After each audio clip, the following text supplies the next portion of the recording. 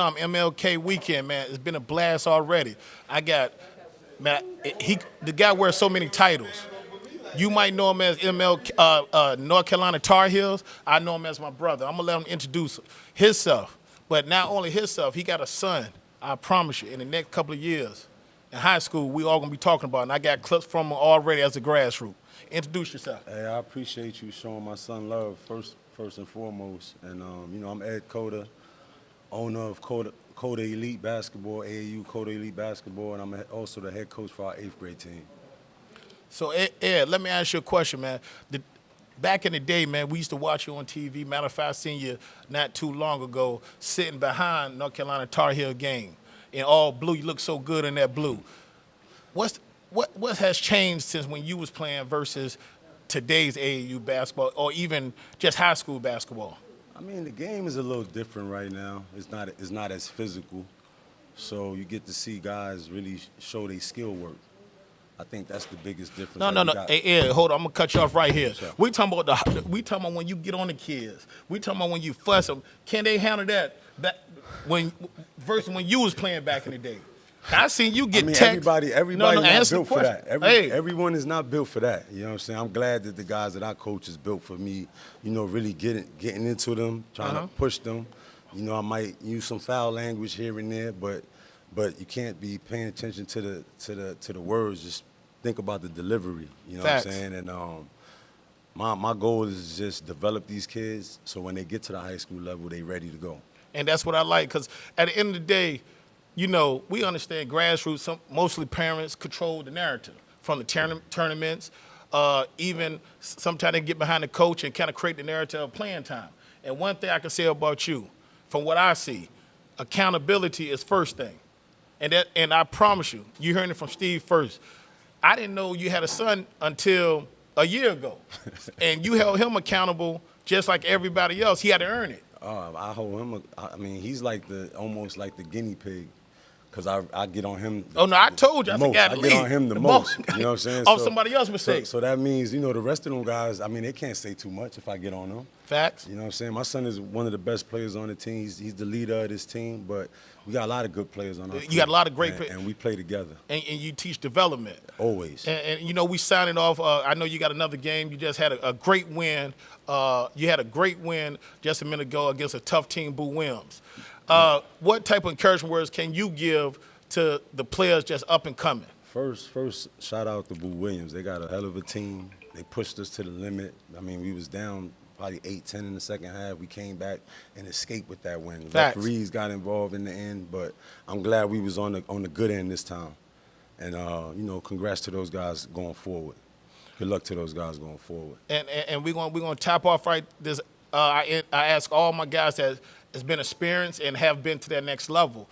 I ask all my kids, what college would you like to arrive at? And the number one college is North Carolina, Kentucky. Give them a little input on what it takes to be a North Carolina Tar Heel player. First, I want to say, make sure you pick the school that needs you. Number one, don't settle just because it's a 5-star school. But in order to play at a 5-star school, you got to really work. You got to put some real work in, and you got to be consistent. That's like the most important thing is consistency. Correct. You know what I'm saying? And really understanding the game and knowing how to play the game. But at the end of the day, like I said, pick the school that loves you. Facts. The school that needs you. Well, look, I'm signing off of Junior Phenom MLK, but I just take the time out and the pleasure of Ed stepping on the platform of Junior Phenom. I'm going to give you your roses right while you're still here. He not only that you playing the game of basketball that you love, you put into kids saving lives. Everybody's not going to make it to the NBA, but one thing I can give you in the structure that you provided, you raising men. And at the end of the day, it's all about accountability, about discipline, and to learn to have the leadership of a person that's been to the high platform where these kids trying to attend. Look, it's amazing. Shout out to Ed, man, the whole squad. They just had an amazing win over Boo Williams. It was first game off the road, a dog match. And guess what? He's worth the admission, man. Signing off, Junior Phenom. Let him know. I wore the number 5 because, look, I was trying to be like Ed Coda, man.